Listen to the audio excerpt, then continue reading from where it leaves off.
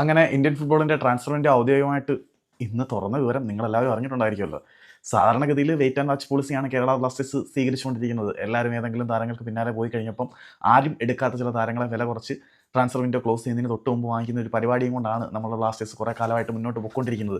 ഇപ്പോഴും അതൊക്കെ തന്നെ ആയിരിക്കും വരാൻ പോകുന്നത് എന്നാണ് വിശ്വാസം. പക്ഷേ കുറേയധികം താരങ്ങളെ പ്രീ കോൺട്രാക്ട് സൈൻ ചെയ്ത് സ്വന്തമാക്കി എന്നുള്ള റിപ്പോർട്ടുകളൊക്കെ നമ്മൾ കുറേ കേൾക്കുന്നുണ്ട്. ആരൊക്കെയാണ് പ്രീ കോൺട്രാക്റ്റിലൂടെ സ്വന്തമാക്കിയത് എന്നതിനെക്കുറിച്ചുള്ള റൂമറുകൾ ഒരുപാട് പ്രചരിക്കുന്നുണ്ടെങ്കിലും തൽക്കാലം ഞാനതൊന്നും പറയാൻ ആഗ്രഹിക്കുന്നില്ല. കാരണം അൾട്ടിമേറ്റ്ലി അതൊന്നും നടക്കാതിരുന്നാൽ ബുക്ക് ഞാൻ തന്നെ വാങ്ങിക്കണമല്ലോ. അപ്പം പറഞ്ഞു വരുന്നത് എന്താണെന്ന് വെച്ചാൽ, കേരള ബ്ലാസ്റ്റേഴ്സിൽ നമ്മുടെ പരിശീലകൻ ഉൾപ്പെടെയുള്ള ആളുകൾ അസംതൃപ്തിയിലാണ് എന്നാണ് പുറത്തേക്ക് വരുന്ന റിപ്പോർട്ടുകൾ സൂചിപ്പിക്കുന്നത്.